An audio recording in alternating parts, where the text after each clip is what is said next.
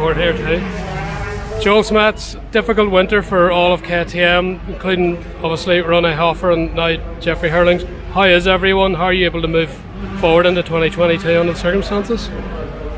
Yeah, we've had difficult days. That's the least you can say, and we still do it. It's not every day is easy. We often go to practice, and we used to have Rene with us. Now with Jeffrey injured as well. We're often at practice with just Tom, and it feels empty. You can feel the empty space that Rene is leaving behind, and that's not always easy to deal with. But okay. On the other hand, life goes on. It's easy to say, but not so easy done. So of course, in our mind he's every day with us, of course. But we need to move on, and it's with hard work, that you can somehow get over it and find some satisfaction somewhere.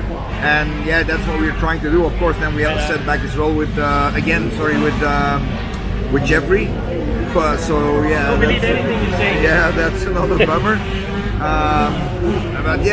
That's somehow part of racing, but definitely life sometimes is not so honest and hard. And how is Jeffrey mentally? Because it looked like he was having a great winter until that crash, and it's got to be pretty devastating for him. Yeah, mentally he has changed a bit over the years. At some stages. You can be so unhappy as you want, but that's not changing anything. So it's better to accept something sometimes and try to move from there. So that's at the moment what he's doing. On the World Championship for him, is it totally out of reach, or do you feel so that he could be back in time to maybe challenge? That's too early to say. That's too early to say. Jeffrey doesn't need to do all the GPs to win championships that we've seen already in the past. So, but it's we have to wait and see how the bone heals up, and only then we can make plans again. And Tom, he's I believe recently back on the bike. Pre-season races are decent, but he's maybe not at his best. Solid results today, the first two races. What are your thoughts on him going into round one next week? With Tom we're on the good way. It's, of course, after he was injured coming out of the season last year, so he's been walking around with a cast for quite some weeks in the winter, so you can see that he's lacking bike time. We've only started riding again half of January, so it's for us now this short winter is actually not an advantage. We could have used the Corona winter, let's say, but okay, it's the way it is. And on the other hand, he will make him stronger during the season, let's say. So I expect him really strong at the middle and the end of the season when it really counts, let's say. And mentally he's very strong. He always impresses me. He rides very precise, but mentally pressure doesn't get to him. Is that something you see, or do you help him with that, or do you just have that naturally? It's not just me helping with that. It's the atmosphere in the team that helps him with it, but also he personally is strong with that. But definitely I try to help him with looking at everything in the right perspective, being realistic and stuff like that. If you go next week to the first GP in Natalie and you think you're gonna blow everybody away and take 2 motor wins, that's not the correct ambition at where we are now. So you always have to be realistic and down to earth and look at everything in the right perspective, and that's where Tom's good at already from himself. So that's also, of course, where I try to help him, and with the good goal setting, let's say, that's very important. And you have a new role with KTM. I think team manager now.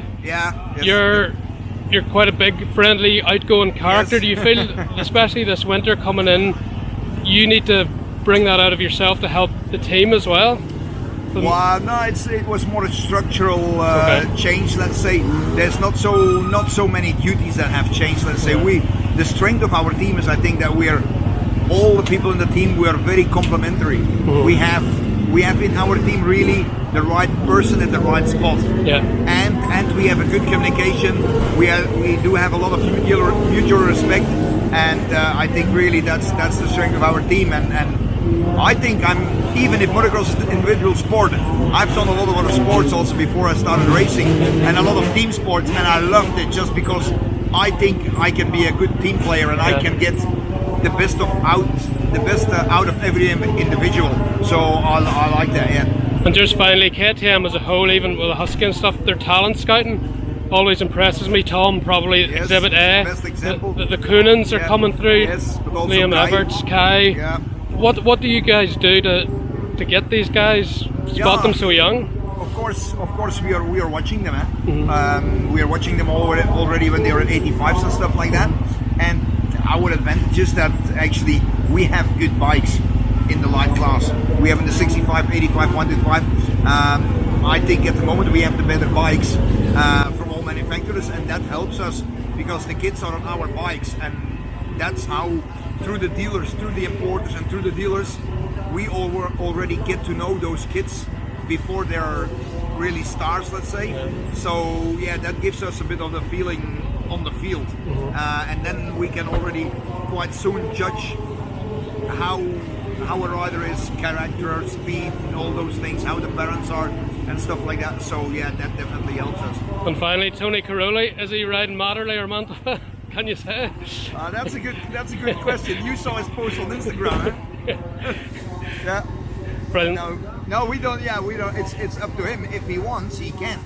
Okay. So we have the material available, of course. Right. But I don't know if he's gonna.